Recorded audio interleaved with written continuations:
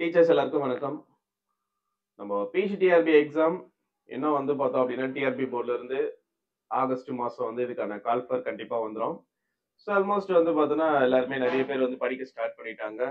இது June, July so இந்த ஒரு 2 மாசம் போயிடுச்சு அப்படின்னா, அடுத்து நோட்டிஃபிகேஷன் வர்றது அப்படின்றது நெறைய எக்ஸ்பெக்டேஷன் அதிகமாயிடும்.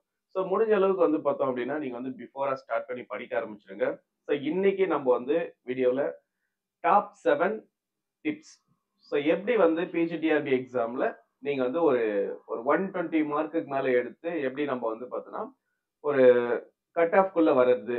ஸோ நம்ம எப்படி வந்து பார்த்தோன்னா, இந்த போஸ்டிங்க நம்ம வந்து வாங்குறது அப்படின்றதுக்கான ஒரு சில டிப்ஸ வந்து நான் குடுக்க போறேன். ஸோ அந்த டிப்ஸ வந்து நீங்க வந்து கண்டிப்பா ஃபாலோ பண்ணுங்க. நல்ல மார்க் வந்து நீங்க ஈஸியா ஸ்கோர் பண்றதுக்கான இது பிகினருக்கு மட்டும் கிடையாது. ஸோ ஆல்ரெடி வந்து பார்த்தீங்கன்னா, ஸ்டார்ட் பண்ணி படிச்சுட்டு இருக்கிறவங்களும் இந்த ஒரு டிப்ஸ கண்டிப்பா ஃபாலோ பண்ணலாம். ஸோ இதுல ஃபர்ஸ்ட் டிப்ஸ் என்ன சொல்ல போறோம் அப்டின்னா, நம்ம என்ன எக்ஸாம் படிச்சாலும், நம்மளுக்குன்னு சொல்லிட்டு ஒரு சிலபஸ் கண்டிப்பா வந்து பார்த்தீங்கன்னா, ஃப்ரேம் பண்ணியிருப்பாங்க. ஸோ அந்த சிலபஸ நீங்க என்ன பண்ணணும் அப்டின்னா, ஒரு காப்பி எடுத்து கையில வச்சுக்கணும். ஸோ அந்த சிலபஸ் பேஸ் பண்ணி மட்டும் தான் நம்ம படிக்கணும். நம்மளுக்கு வந்து நெறைய பேர் என்ன சொல்லுவாங்க அப்டின்னா, நீங்க வந்து யுஜில படிச்சது, பிஜில படிச்சது, பிஎட்ல படிச்சது, எம்எட்ல படிச்சது இதெல்லாம் படிச்சுன்னு இருக்கணும் அப்டின்னு சொல்லுவாங்க. ஸோ அந்த மாதிரிலாம் நம்ம படிக்கக்கூடாது. எந்த ஒரு எக்ஸாமினேஷன் எடுத்துக்கிட்டாலும், அந்த எக்ஸாமுக்குன்னு சொல்லிட்டு ஒரு சிலபஸ் இருக்கும். ஸோ அந்த சிலபஸ மட்டும் தான் நம்ம வந்து மெயினா ஃபோக்கஸ் பண்ணணும். அதுல என்னென்ன டாபிக் படிக்க சொல்லியிருக்காங்களோ, அந்த டாபிக்க தான் நம்ம வந்து படிக்கணும். ஸோ அப்ப ஃபர்ஸ்ட் விஷயம் நம்ம வந்து சிலபஸ் என்னவோ அத வந்து பார்த்தீங்கன்னா, பிரிண்ட் அவுட் எடுத்துக்கணும். நியூ சிலபஸ எடுங்க. ஓகேவா? ஆல்ரெடி எதனா வந்து ஓல்டு சிலபஸ் எடுத்து வச்சுட்டு இருக்கீங்க அப்டின்னா, அதெல்லாம் வேண்டாம். நியூ சிலபஸ், அப்டேட்டட் சிலபஸ் உங்க கையில இருக்கணும். அடுத்தது அந்த சிலபஸ்ல நீங்க என்னென்ன டாபிக் படிச்சு முடிச்சீங்களோ, அந்த டாபிக் எல்லாமே என்ன பண்ணணும் அப்டின்னா, ஒரு பென் எடுத்து டிக் போட்டுட்டே வரணும். ஃபார் எக்ஸாம்பிள் இன்னைக்கு வந்து நான் யூனிட் 1ல ஒரு 2 டாபிக் படிச்சேன் அப்டின்னா, அந்த 2 டாபிக்க வந்து நீங்க வந்து டிக் போட்டு வரணும். இன்னைக்கு வந்து சப்போஸ் வந்து யூனிட் 5ல நான் ஒரு டாபிக் படிச்சேன். யூனிட் 8ல ஒரு டாபிக் படிச்சேன். சோ எனக்கு வந்து ஏதோ ஒரு ஈஸியா ஒரு டாபிக் கிடைச்சது அப்படின்னு சொல்லிட்டு ஏதோ ஒரு டாபிக் படிச்சீங்கன்னா, அந்த டாபிக்க நீங்க என்ன பண்ணணும் அப்படின்னா, அப்பவே ஒரு டிக் போட்டு வைக்கணும். அப்பதான் நம்ம என்னென்ன படிச்சோம் அப்படின்றது நம்மளுக்கு லாஸ்ட்ல தெரிய வரும். இது ஃபர்ஸ்ட் டிப்ஸ். அப்போ சிலபஸ், சிலபஸ்ல என்னென்ன கம்ப்ளீட் பண்ணணும் அப்படின்றத டிக் போட்டு வைக்கிறீங்க. அடுத்தது ஒரு ஸ்டடி பிளான். நாம என்னென்ன இன்னைக்கு படிக்க போறோம்? நாம எவ்வளோ நேரம் படிக்க போறோம்? ஒரு வாரத்துல நம்ம எவ்வளோ நேரம் டைம் ஸ்பெண்ட் பண்ண போறோம். எவ்ளோ சிலபஸ ஒரு வாரத்துல கம்ப்ளீட் பண்ண முடியும்.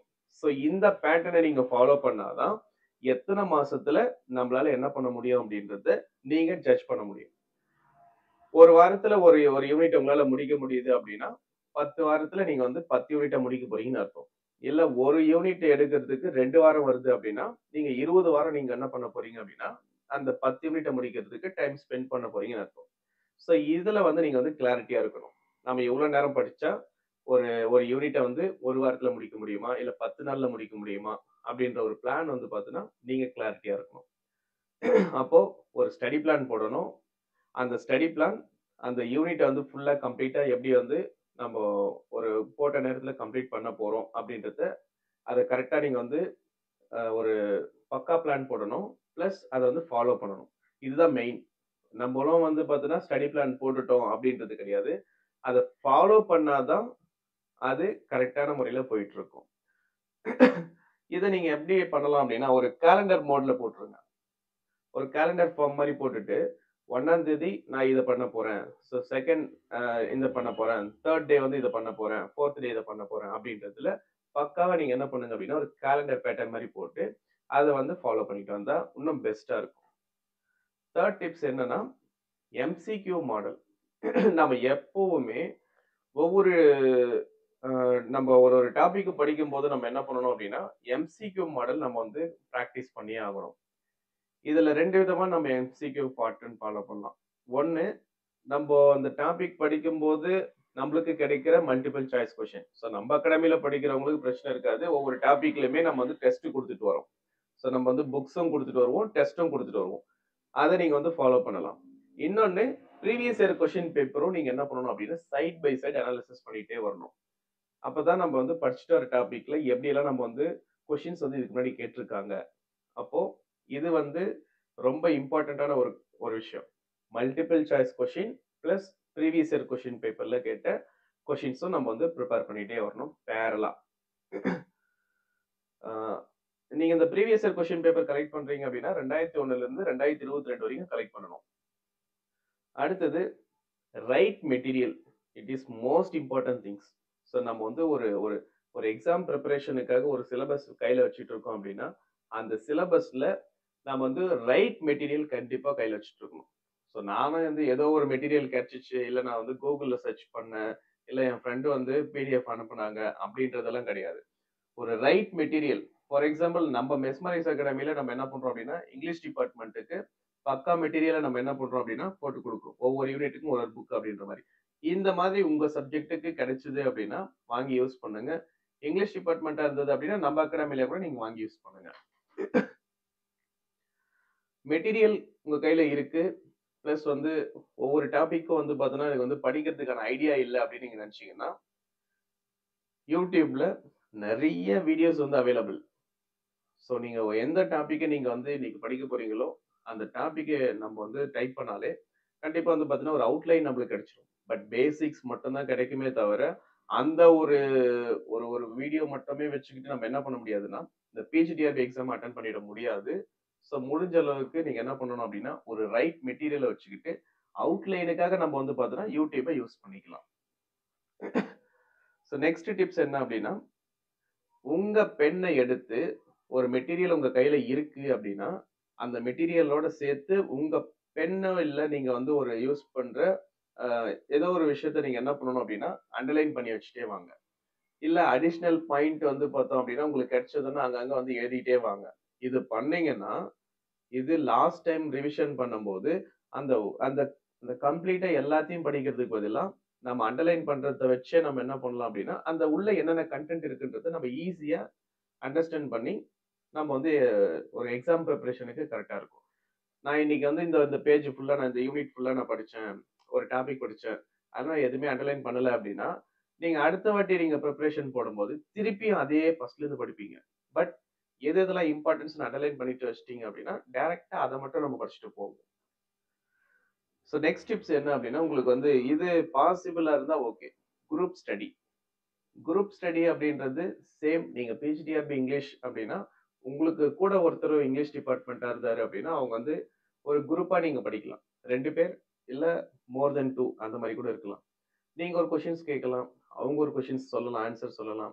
இல்ல அவங்க ஒரு கொஷின்ஸ் கேட்கும்போது உங்களுக்கு தெரியாத ஒரு விஷயம் அவங்களுக்கு தெரிஞ்சிருக்கலாம். இல்ல இது மாதிரி எதுனா வந்து பார்த்தீங்கன்னா ஒரு டிஸ்கஷன் பண்ணி நீங்க படிக்கும்போது இன்னும் நிறைய விஷயத்த வந்து நீங்க வந்து லேர்ன் பண்ண முடியும். நிறைய விஷயத்த வந்து பார்த்தீங்கன்னா ரிகவர் பண்ண முடியும். ஸோ நீங்க வந்து நம்மளே மனசுக்குள்ளே படிச்சுட்டு இருக்கிறதுக்கும் ஒருத்தர் வந்து ஒரு கொஷின்ஸ் கேட்கறதுக்கும் நிறைய நம்மளுக்கு வந்து பார்த்தீங்கன்னா இந்த ரிமெம்பரன்ஸ் அப்படின்ற விஷயம் அதிகமா இருக்கும். மெமரி பவரும் அதிகமாகும். இது முடிஞ்சா உங்களுக்கு யாராச்சும் வந்து உங்க நியர்பைல உங்களுக்கு இருக்காங்க அப்படின்னா அவங்க கூட இந்த ஒரு விஷயத்த பண்ணலாம். நீங்க 2 பேருமே செலக்ட் ஆயிருவீங்க. சப்போஸ் நீங்க 2 பேருமே நீங்க வந்து ஒருத்தர் 2 பேர் குரூப் ஸ்டடி பண்றீங்கன்னா அவங்க 2 பேருமே செலக்ட் ஆகிறதுக்கும் பாசிபிலிட்டிஸ் இருக்கு. இது பண்ணலாம் தாராளமா.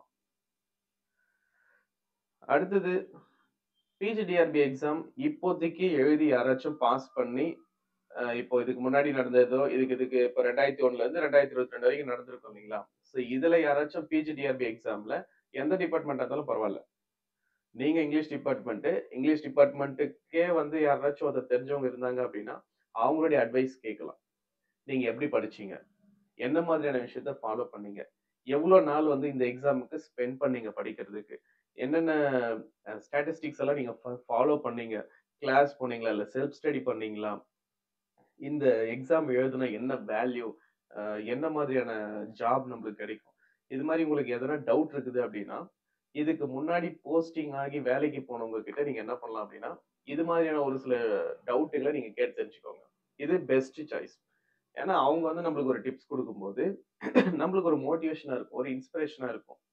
பட் ஜாபுக்கு போகாத இந்த எக்ஸாமுக்கு படிச்சுட்டே இருப்பாங்க பாத்தீங்களா, அவங்க கிட்ட நீங்க அதிகமா வந்து பாத்தீங்கன்னா இது மாதிரியான விஷயங்களை கேட்க வேண்டாம். ஏன்னா அவங்க இன்னும் போகல, அதனால அவங்களுக்கு அந்த அளவுக்கு தெரியாது. ஸோ போனவங்க கிட்ட கேட்டோம் அப்படின்னா அதனுடைய கஷ்டம் அவங்களுக்கு நிறைய தெரிஞ்சிருக்கும். ஏன்னா வந்து நம்ம வந்து இப்போ படிச்சுட்டு இருக்கவங்க என்ன சொல்லிடுவாங்க அப்படின்னா இந்த எக்ஸாம் வராது, இந்த எக்ஸாம் படிக்கிறது வேஸ்ட், இந்த வேலை போட மாட்டாங்க அப்படி இப்படின்னு எதனா வந்து நம்மள குழப்பி விட்டுருவாங்க. ஸோ நம்ம அவங்களுடைய இந்த மிஸ்கைட நம்ம எப்பவுமே நம்ம யூஸ் பண்ணவே கூடாது.